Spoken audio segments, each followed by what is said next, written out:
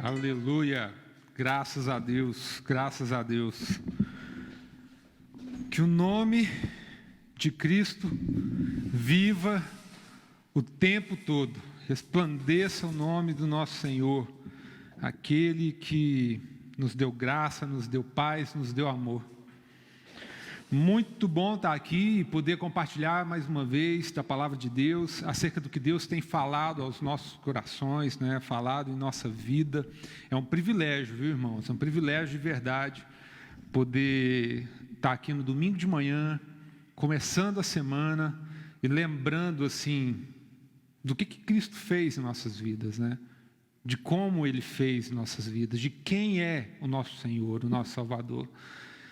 Essa semana eu estava conversando com um amigo, ele me chamou no WhatsApp, é um amigo de longa data, bem antigo, e a gente conversando um pouco lá a respeito da vida, e ele assim, me falando, conversando, como que estava a vida dele e como que estava ocorrendo algumas coisas na vida dele, e ele falou para mim assim que ele precisava tomar uma atitude, mudar alguma coisa na vida dele, porque ele seguia pecando, seguia fazendo coisas erradas, coisas que ele achava errado, que ele tinha consciência do erro, mas que ele não se achava culpado por fazer algo errado. Mas ao mesmo tempo que ele não se achava culpado, ele estava tentando ali de alguma forma buscar uma desculpa, buscar uma justificação, uma justificativa para poder fazer aquilo, para poder segurar aquilo que ele estava fazendo, para que a culpa não fosse dele, não recaísse sobre ele. É como se ele quisesse trazer aí um bode expiatório, alguém para transferir essa culpa. Eu até costumo brincar que isso é a síndrome de Adão, Quando Deus chega lá para Adão e fala: Adão, o que você fez? E imediatamente Adão fala: Senhor, foi a mulher que o Senhor me deu. Então é uma transferência de culpa. E o interessante, amigos, é que no Antigo Testamento o sumo sacerdote, ele fazia isso. Ele recebia da comunidade, do povo ali, ele recebia a confissão dos pecados. Ou seja, você estava ali, tinha um sumo sacerdote, você estava numa comunidade, e o sumo sacerdote dessa comunidade ouvia dos seus pecados, e ele vinha uma vez por ano, no dia da expiação, e nesse dia da expiação ele escolhia 2 bodes, tirava a sorte desses 2 bodes, e um desses bodes era o bode expiatório, aquele ao qual o sumo sacerdote colocava as mãos, impunha as mãos sobre esse bode, e simbolicamente ele transferia a culpa do pecado para esses bodes, ele transferia o pecado para esse bode, e após ter transferido simbolicamente, ele lançava esse bode no deserto, para que ele no deserto pudesse se afastar da comunidade, e assim o pecado também pudesse se afastar dessa comunidade. E o outro bode era o bode do sacrifício, onde esse animal era sacrificado pelo sacerdote, pelo sumo sacerdote, e o sangue era entregue a Deus para saciar, para pagar a conta de um pecado que havia sido cometido, para saciar a ira de Deus. Olha só. Então o bode expiatório, que é até muito popular na nossa vida, na nossa cultura, ele surge a partir da Bíblia. Um bode que estava levando a culpa de outras pessoas, de algo errado que outras pessoas fizeram, e ele era tirado de dentro dessa sociedade para levar essa culpa fora, para levar esse pecado para fora. Assim como Adão fez. Eu acredito que Eva foi o primeiro bode expiatório, que ele transferiu a culpa dele, a responsabilidade que ele tinha sobre aquela mulher, ele transferiu a culpa de não exercer essa responsabilidade para a própria Eva, falando: olha, foi a mulher que o Senhor me deu, Deus. E esse amigo meu, ele estava falando a mesma coisa. Ele falou: eu tenho assim, algo errado que eu faço, que eu sei que é errado, mas assim, eu quero te falar, eu quero justificar isso por conta da minha depressão, por conta da minha vida atrapalhada, por conta da cultura na qual eu fui criado, por conta de uma criação dos meus pais, por conta de uma esposa que me largou, por conta de uma série de coisas. Então ele estava tentando achar um bode expiatório para isso. E ele chegou para mim e falou: eu preciso fazer alguma coisa, eu preciso achar alguma coisa que me perdoe disso, que me desculpe disso. E eu falei: cara, tem uma coisa que te desculpa disso tudo, é Jesus Cristo. Ele falou: cara, mas o pecado é tão grande, o negócio é tão ruim, as coisas são tão ruins, que eu acho que nem Jesus perdoa isso, porque eu não perdoo. Ele mesmo estava falando que ele não se perdoava, ele não conseguia se perdoar, ele não conseguia se livrar da culpa desses atos que ele estava fazendo. E ele nesse momento assim, falou: nem Jesus me perdoaria desse pecado. Sabe, irmãos? E aí eu percebi que é algo comum na vida das pessoas, na vida dos homens. Algo comum é não entender quem que é Cristo Jesus. É não entender o que Cristo veio fazer, qual que é o sentido, qual que é o propósito de Jesus ter chegado nesse mundo, ter encarnado, Deus encarnou nesse mundo. E as pessoas ainda não têm muita consciência disso. E nem como que a vida de Jesus, a morte de Jesus, a ressurreição de Jesus, pode de alguma forma interferir em nós. Eu cheguei a essa conclusão, amados, que as pessoas têm dificuldade de entender, de olhar para isso, de olhar para o que é Cristo, para quem é Cristo, para o porquê que Cristo veio e como Ele interferiu na nossa vida. E é a respeito disso que eu quero falar hoje, a respeito dessa figura do Jesus, o Cristo, o Senhor, o Salvador, o ungido de Deus, o Messias que veio para nos libertar. Então, para isso, abre sua Bíblia lá no texto de Colossenses, a carta de Paulo à igreja de Colosso, o capítulo 1, nós vamos ler do verso 13 até o verso 23. E na minha versão aqui, eu vou ler na versão NVI, porque eu acho que é mais didática nesse momento. Então acompanhe aí comigo, no verso 13 do capítulo 1 de Colossenses, diz o seguinte: pois Ele nos resgatou do domínio das trevas e nos transportou para o reino do seu Filho amado, a quem temos a redenção, a saber, o perdão dos pecados.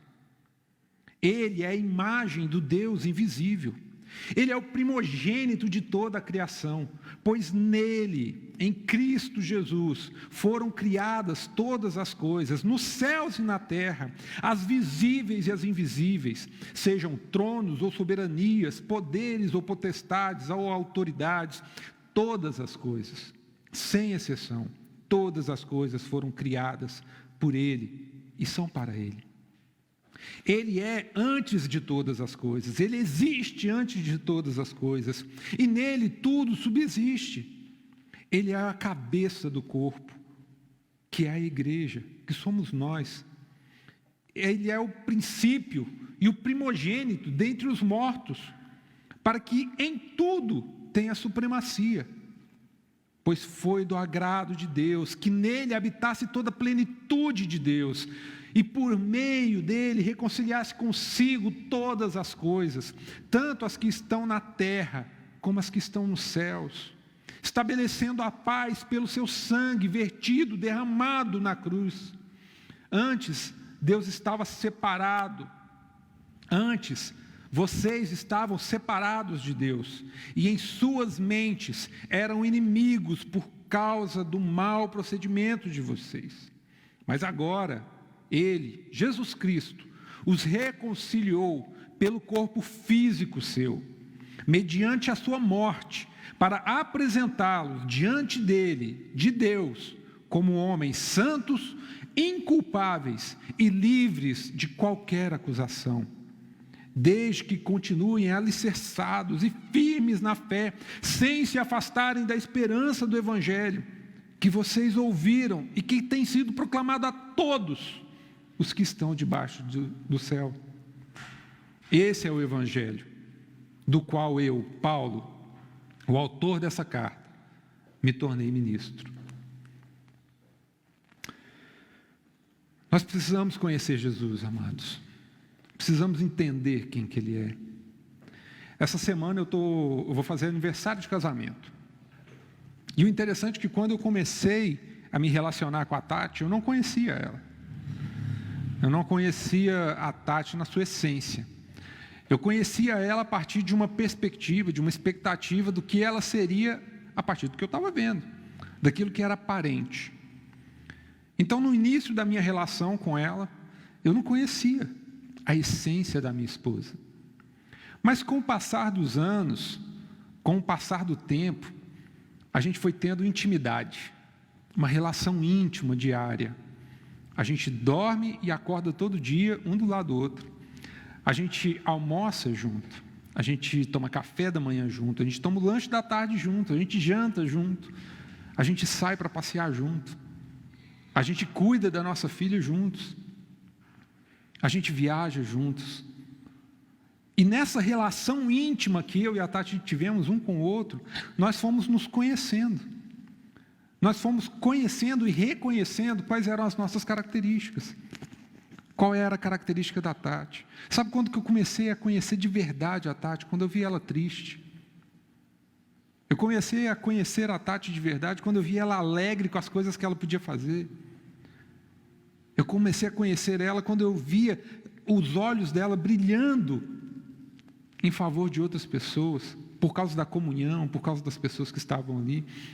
Eu comecei a conhecer a Tati quando a gente passou pelas dificuldades. E a cada dia que passa, eu a conheço mais. A cada dia que passa, ela me conhece mais.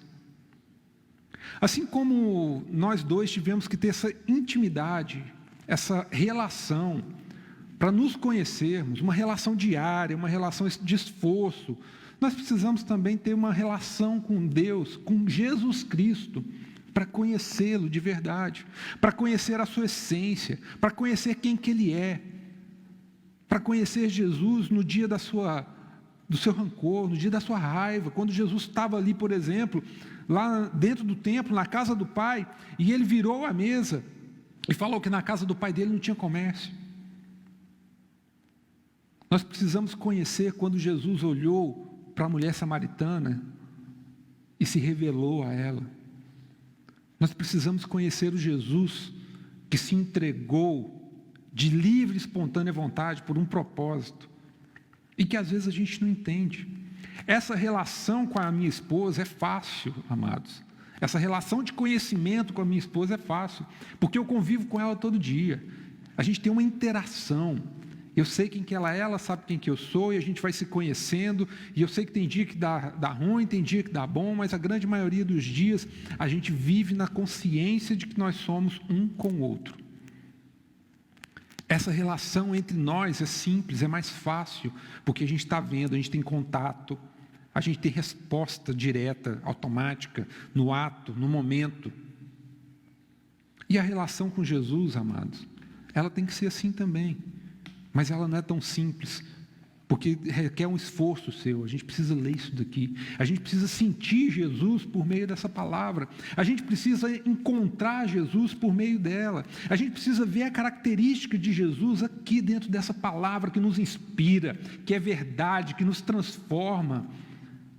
É necessário conhecer Jesus, amados. É necessário entender o que a Bíblia fala a respeito dele. É necessário entender que Ele é a imagem do Deus invisível. Ele não é a semelhança, querido. Ele não é alguma coisa parecida com Deus. Ele é a própria imagem do Deus invisível. Ele é a imagem do Deus que se colocou em favor de nós, que morreu a nossa morte. Nós precisamos entender que, assim como Deus, Jesus é justo. Assim como Deus, Ele é amoroso. Assim como Deus, Ele é amor. Assim como Deus, Ele é misericordioso. Jesus é longânimo, é paciente. Ele suporta todas as coisas. Jesus é aquele que olha com compaixão para a multidão. A gente precisa entender quem que Ele é. A gente precisa compreender que Ele é o primogênito de toda a criação. Sabe, toda a criação? Eu estou falando de tudo que foi criado. Todas as coisas, Ele é o primogênito de toda a criação. Tudo foi criado por meio dEle. Se você abrir lá em João 1, do 1 ao 5, diz que no princípio era o Verbo. E o Verbo estava com Deus, e o Verbo era Deus. Ele estava no princípio com Deus. Todas as coisas foram feitas por intermédio dele. E sem ele, nada do que existe, existiria. Entende o que é ser Jesus? Entende quem que é Jesus? É o próprio Deus encarnado. É o Filho de Deus que se entregou, que se colocou à disposição. Isso é uma característica dele, meus irmãos. A palavra de Deus fala em Romanos, porque dele, por ele e para ele são todas as coisas. As coisas não vieram de uma explosão nuclear, de um Big Bang. As coisas não vieram de uma desorganização molecular que automaticamente se organizou para criar vidas. As coisas foram criadas segundo o Verbo que existia sempre e que sempre vai existir. Jesus existiu antes do princípio de todas as coisas, para que todas as coisas fossem formadas por meio dele. Esse Verbo, essa palavra de Deus, se fez carne. Se fez carne, viveu entre nós. Ele domina sobre todas essas coisas. E Ele sempre dominou sobre tudo. A palavra de Deus diz em Efésios 1 que Deus colocou todas as coisas debaixo dos seus pés.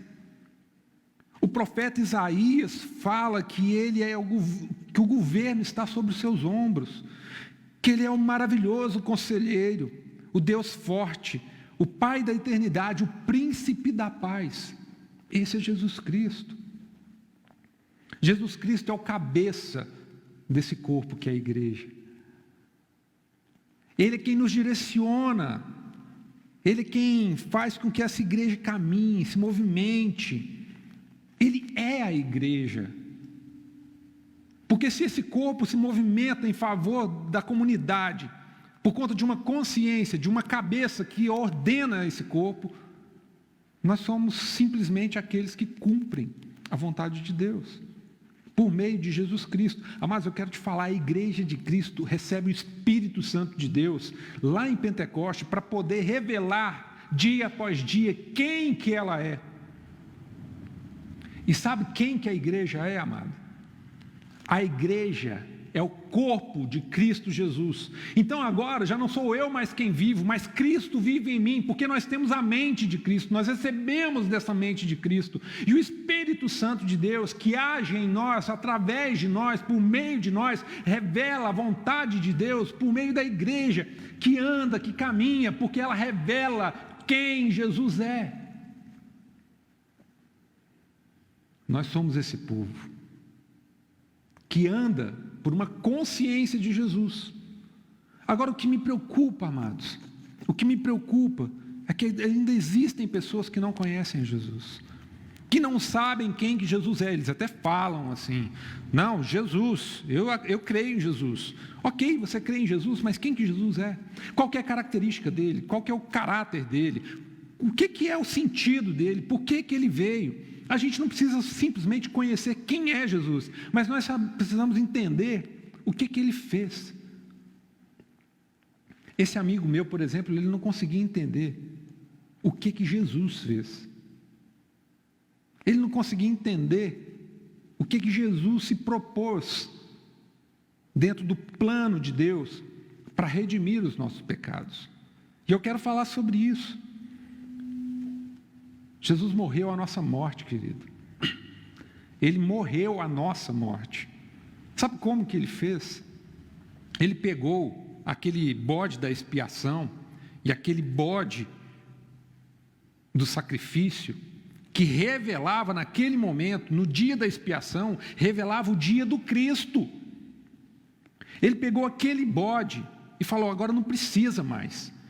Não precisa mais desse cordeiro, não precisa mais desse sacrifício, não precisa você pegar e expiar todo o pecado nessa pessoa, colocar uma culpa dessas pessoas num bode. Agora eu vou assumir toda essa culpa.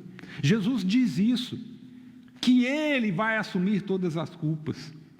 Ele tomou sobre si as nossas enfermidades, as nossas maledicências, Ele tomou sobre si o nosso pecado, Ele tomou sobre si aquilo que não valia nada, mesmo que Ele não tivesse parte com o pecado, porque aquele que não tinha pecado, se fez pecado em favor de nós. A gente entende quem é Jesus, e agora a gente precisa entender o que Ele fez em favor de nós, para poder fechar um raciocínio de verdade daquilo que Deus está fazendo na nossa vida. Jesus morreu a nossa morte, Ele fez paz pelo seu sangue na sua cruz. Querido, Ele não foi para a cruz por uma artimanha de Satanás. Jesus não foi na cruz porque o povo simplesmente fez um complô e levou Ele para a cruz. Jesus foi para a cruz por um propósito, por um sentido. E o sangue derramado naquela cruz, ele tinha ele tinha um papel. Assim como o sangue daquele cordeiro, assim como o sangue do cordeiro, assim como o sangue do bode precisava ser derramado, assim também, dessa mesma forma, o sangue de Jesus precisava ser derramado. Aquele sangue do bode precisava ser derramado para suprir, para pagar a conta do pecado. E o sangue de Cristo foi derramado para pagar a conta do pecado. O sangue de Cristo, Jesus, foi derramado para pagar a conta do pecado. Ele trouxe paz, Ele fez paz por meio do seu sangue. Era o cordeiro sem mácula, e há uma suficiência desse sangue. Esse sangue foi entregue de uma forma que nós agora não precisamos mais nos preocupar. Nós não precisamos mais nos preocupar. Espera aí que tem um problema técnico aqui. E aí o Instagram não vai ficar? Beleza. Então vamos lá. Seguindo. Então, amados, é isso daí. Jesus fez em nós, fez por nós algumas coisas. Então Ele morreu a nossa morte. Ele fez paz pelo seu sangue que foi derramado, um sangue que foi suficiente para nos reconciliar. E eu vou te falar uma coisa: todas as coisas foram criadas por meio dele. Todas as coisas foram criadas por meio dele. Ele conciliou todas as coisas na criação. E nós, na nossa concupiscência, na nossa iniquidade, no nosso desejo de arrumar uma desculpa, ou arrumar um culpado para as nossas transgressões, nós nos desconciliamos de Deus. E Deus nos reconciliou por meio de Jesus Cristo a Ele mesmo. Ele reconciliou todas as coisas, nos céus e na terra, e nos reconciliou com Ele. Queridos, Jesus tem um papel fundamental na nossa vida, e a gente precisa compreender isso. Essa reconciliação fez de dois povos, de povos distintos, de povos diferentes, de gente diferente, um único corpo. Um corpo que agora não é mais movimentado pelos desejos próprios, mas um corpo que é transformado por uma consciência de uma nova natureza que nos foi entregue, nos foi dada. E esse corpo reconciliado consigo agora se reconcilia com Deus. Isso está lá em Efésios. Deus nos uniu por meio de Jesus nas nossas diferenças.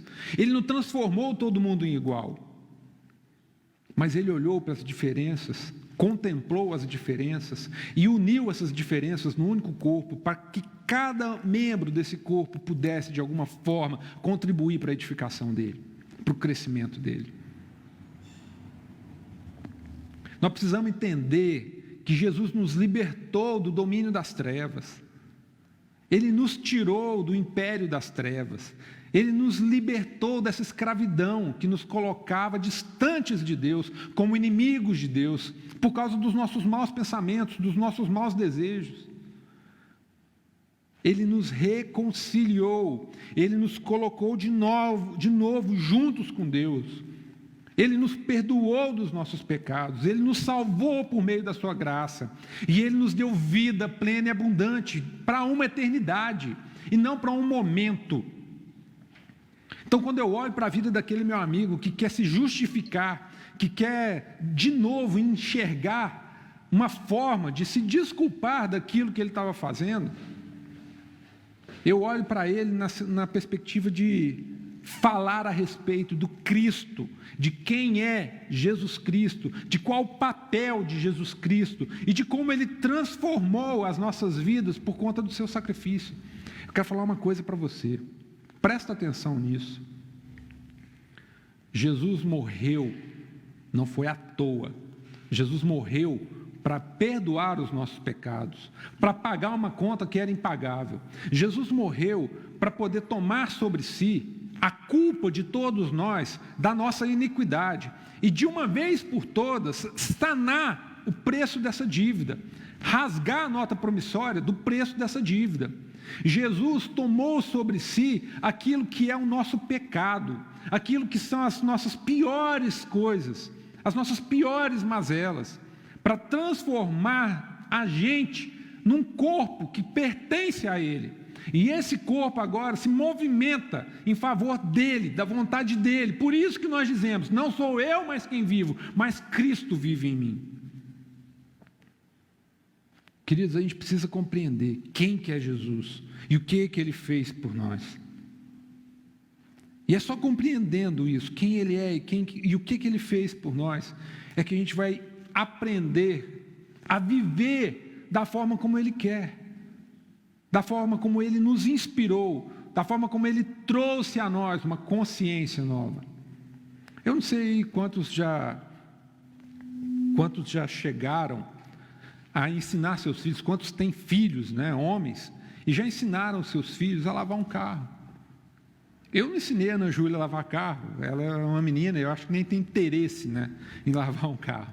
Mas enfim, esses dias para trás eu estava saindo de casa para ir no mercado, e eu fiquei umas 2 horas, eu fui no mercado e fui resolver uns outros negócios de trabalho também, e eu fiquei umas 2 horas, só quando eu saí de casa, o meu vizinho estava lá de fora, com o filho dele, os dois sem camisa, lavando o carro dele estava até bem sujo, e aí eu fui embora, fui resolver as coisas, passou umas 2 horas, eu voltei. Quando eu voltei, eu olhei lá de novo, e parecia que o carro estava do mesmo jeito, 2 horas depois, mas o pai e o filho estavam lá, os dois jogando água, esfregando o carro, fazendo aquela bagunça danada. E assim, eu acho que precisa ter muita paciência para poder ensinar esse filho. Acho que tem que ser muito perseverante para poder ensinar esse filho, porque eu percebi que ele mais estava atrapalhando do que ajudando, mas ele estava ali com o pai dele, e o pai dele, na maior das intenções, para ensinar o filho, estava gastando seu tempo, vivendo esse relacionamento íntimo, que a gente falou no começo, um relacionamento íntimo e diário com o filho, para que o filho pudesse então aprender algumas coisas. Acho que a nossa vida com Jesus é desse jeito, sabe? Jesus olha para nós, vê a nossa pequenez, e Ele vai nos ensinando a respeito do seu caráter, a respeito de quem Ele é, da sua natureza. Ele vai nos ensinando a respeito da sua característica. Ele vai nos ensinando a respeito de como Ele, na sua característica, influencia o mundo. Ele vai colocando em nós, na nossa cabeça, a consciência de uma natureza divina que foi derramada em nós, para que a gente, como homens, possa revelar essa natureza. E às vezes a gente tem uma tendência de fazer ao contrário, né? A gente recebe essa natureza divina e quer ser espiritual em tudo e deixar de ser humano. E aí as pessoas acabam se afastando de nós, porque acham que não tem nem como fazer parte disso que a gente está vivendo. Mas eu quero falar um negócio para você: seja um homem segundo uma natureza divina, e não um espiritualista segundo uma natureza divina. Porque o homem vive coisas naturais e revela o Cristo. O homem transformado vive essas coisas naturais para revelar Cristo. E Jesus segue nos ensinando a respeito de quem que nós somos. Assim como aquele pai estava ensinando o menino a lavar o carro, Jesus está nos ensinando a sermos coerentes com a nossa natureza, com essa natureza que Ele transformou. Querido, nós precisamos entender quem que é Jesus. Nós precisamos compreender qual que é o seu papel, o que que Ele veio fazer. Nós precisamos entender como que isso vai transformar a minha vida, de modo a transformar o todo de Deus. A palavra de Deus diz que nós, a partir de Cristo, por conta da reconciliação que Ele fez conosco, Ele nos transformou em santos. E Ele nos transformou em santos no sentido de nos chamar a um uso exclusivo dEle, a uma vida entregue a Ele. E aí a gente começa a entender esse conceito de cabeça e corpo. O corpo ele só funciona a partir de uma cabeça. Ele só existe a partir de uma cabeça. Nós somos santos porque somos ligados nesse corpo à cabeça que é Cristo. Então aqui na nossa igreja, às vezes as pessoas perguntam: a sua igreja não tem santo? Eu falei, tem santo. Tem a Santa Ana, tem a Santa Tatiana, tem o São Fred, o São Maures. Tem santo aqui, porque esse povo se reuniu como corpo de Cristo e foi chamado como corpo de Cristo a participar de tudo que vem de Cristo por meio de nós, para que todos recebam desse amor que Ele derramou na cruz sobre nossas vidas. A palavra de Deus diz que somos santos porque Ele é santo, porque Jesus é santo. Se a gente está ligado em Cristo Jesus, se a gente está ali fazendo parte do corpo dele, nós somos santos, porque Ele é santo, porque a gente vive a vida que essa cabeça produz em nós. Jesus não cessou de trabalhar, Deus não cessou de trabalhar, o Espírito Santo não cessou de trabalhar. Ele trabalha por meio da igreja. A igreja, eu não estou falando de denominação, eu não estou falando de sal da terra, eu não estou falando de nada disso. Eu estou falando da igreja de Cristo, do povo de Cristo, do povo de Deus, que se une nas suas diferenças, para expressar a verdade de Deus, para expressar a vontade de Cristo. Esse povo se movimenta e trabalha até hoje por conta de Deus, por conta dessa unidade, por conta dessa consciência do Espírito, por conta dessa consciência de que somos um corpo unidos, em cada um na sua parte, na sua responsabilidade, para de uma forma só, ligados à cabeça que é Cristo Jesus, o Filho de Deus, que expressa o amor de Deus, que é amoroso, bondoso, benigno, bendito. Assim a igreja se movimenta. Ele nos salvou, queridos, para que a gente pudesse agora, como corpo, ser santo. E se nós somos santos, se a gente está ligado nesse corpo, a vontade de Jesus para as nossas vidas, aquilo que vem a partir dele, é que nós somos então inculpáveis. Não há mais culpa em nossas vidas, não há mais culpa do pecado. Ele rasgou a nota promissória, Ele pagou o alto preço dessa dívida, Ele acabou com a condição de um devedor que não conseguiria pagar, assim como diz a parábola. Ele olhou para aquela conta e falou: não tem jeito, não tem jeito. Essa conta não tem como pagar, nem que você trabalhe a vida inteira, você não tem como pagar. Mas o Senhor olhou para aquela conta e falou: tá perdoado. não está desculpado, porque há culpa, existe culpa, mas está perdoado, que é completamente diferente. Jesus perdoou a nossa dívida, porque Ele assumiu a nossa dívida. Ele retirou essa dívida de nós e colocou essa dívida nele. Isso é um perdão da dívida. Não tem mais consequência dessa dívida.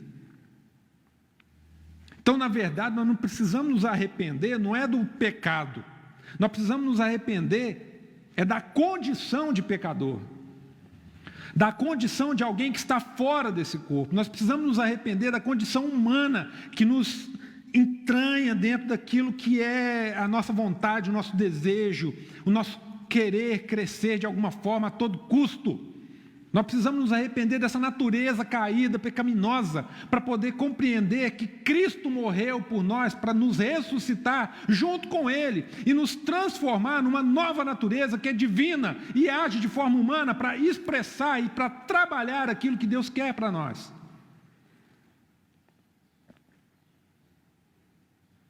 Jesus quer te transformar em alguém que era culpado para alguém que é inculpável. Jesus fez isso na cruz. Quando Ele morreu, Ele transformou eu e você em santos. Ele tirou a nossa culpa e Ele nos tornou justificados pelo sangue do Cordeiro que saciou a ira de Deus. E nisso Ele nos tornou irrepreensíveis, segundo a nossa nova natureza. Agora nós somos irrepreensíveis dessa nova natureza. Isso não significa que a gente não vai errar. Isso não significa que a gente não vai pisar na bola. Porque quando a gente pecar, há um juiz, há um advogado, há um Deus. E eles vão interceder por nós. Porque Deus não olha para uma circunstância natural, mas Ele olha para uma natureza que foi transformada. E essa natureza é indesculpável, porque é uma natureza perfeita. Assim como Cristo é a imagem do Deus invisível, agora nós, habitando no corpo de Cristo, nós somos aqueles que têm uma natureza perfeita e que são aperfeiçoados dia após dia. Assim como eu demorei anos para ir conhecendo a minha esposa, agora nós vamos demorando anos para sermos aqueles que são irrepreensíveis nas nossas atitudes, mas em tudo nós somos irrepreensíveis na nossa natureza. Porque Deus nos chamou de perfeitos. Deus nos fez imagem e semelhança do próprio Deus. E isso é perfeição. E Ele nos resgata por meio de Cristo para sermos imagem e semelhança, para vivermos em justiça e retidão e andarmos na verdade. Então há em nós uma nova natureza e nós somos irrepreensíveis diante dessa natureza. Somos o povo salvo, somos o sacerdócio santo. Nós somos aqueles que são a nação eleita, daqueles que enxergam e vivem o que Deus de verdade fez em nossas vidas. Nós precisamos, amados, nós precisamos compreender quem Deus é, quem Jesus é.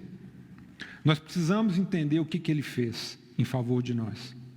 Jesus é o próprio Deus que veio nesse mundo e em favor de nós, não por causa de nós, mas por causa dele, porque é dele, por ele, para ele são todas as coisas. Não por causa de nós, mas ele fez em nós o seu corpo.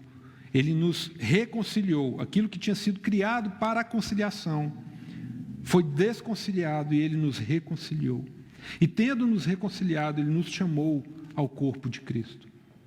E nesse corpo, como igreja, a gente vive para expressar quem de verdade nós somos. Quando eu mudei para Uberlândia, eu era um menino em 1981. A minha irmã e meu irmão já moravam aqui em Uberlândia.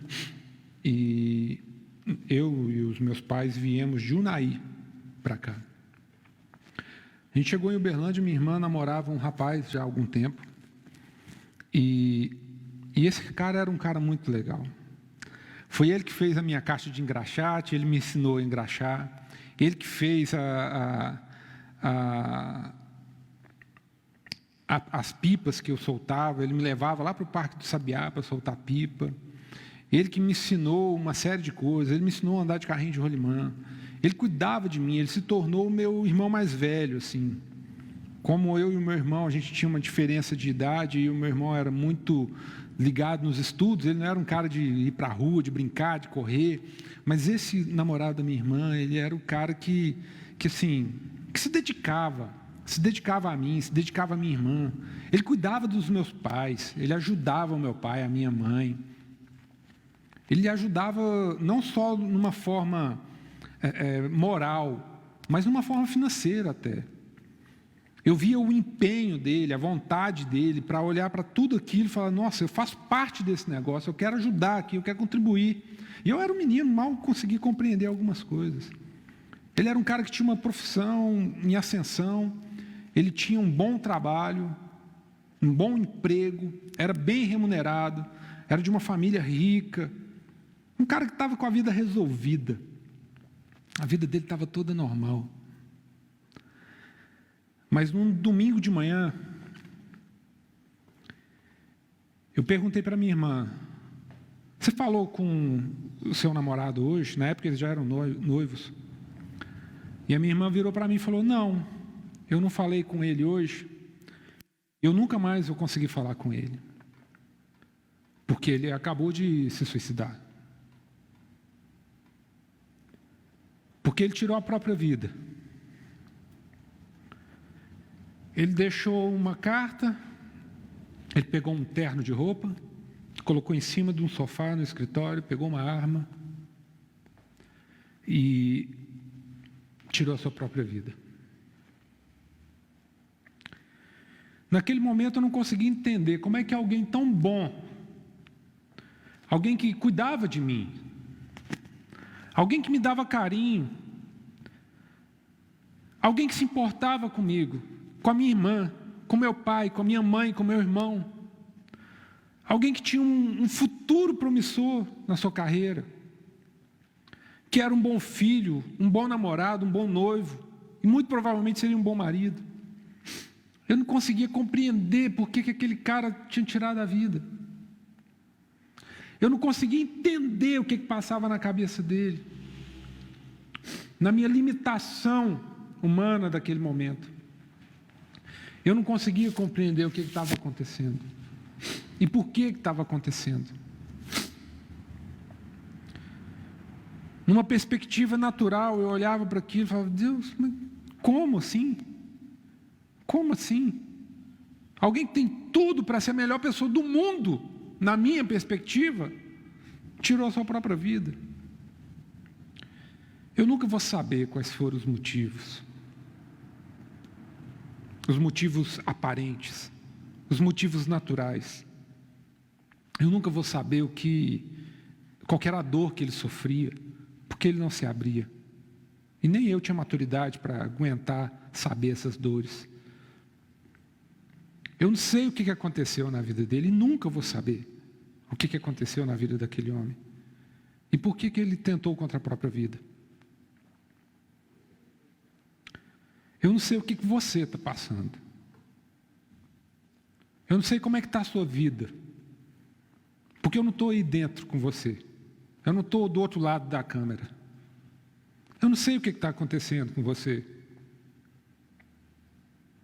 Eu não sei quais são as suas angústias, quais são as suas aflições. Eu não sei quais são os seus medos. Eu não sei como que isso pode interferir nas suas decisões daqui para frente. Eu não sei qual que é a culpa que você carrega, que você às vezes quer se desculpar, ou fazer um rito, um sacrifício expiatório para poder resolver esse problema. Eu não sei o que é. Assim como eu não sabia a respeito dele. Mas eu quero te falar. Quem que é Jesus? O Deus amoroso, o Pai amoroso, que morreu a sua morte e a minha morte, e que nos ressuscitou com Ele, Eu quero te falar que Jesus Cristo morreu por conta de mim e de você, que está passando pelo que está passando, para poder nos redimir, nos reconciliar, num único homem, num único corpo, e esse corpo é o corpo de Cristo, que vive segundo a natureza de Cristo. Eu quero te lembrar que Ele nos tirou do império das trevas e nos levou para o reino de luz, para o reino do seu Filho amado. Eu quero te lembrar que Ele é o cabeça que direciona as nossas vidas. Eu quero te lembrar que Ele nos tornou santos, inculpáveis e irrepreensíveis diante de toda e qualquer circunstância. Jesus te ama. Jesus é justo, cumpre a sua justiça, mas eu quero te falar, Ele te ama. E Ele tem uma grande história para você. Então eu quero te desafiar a conhecer Jesus, a se relacionar intimamente com Ele, para que o amor dEle seja visto, para que o sacrifício dEle faça sentido para você, e para que a sua vida seja transformada por meio dEle, que transformou a minha e de muitas outras pessoas.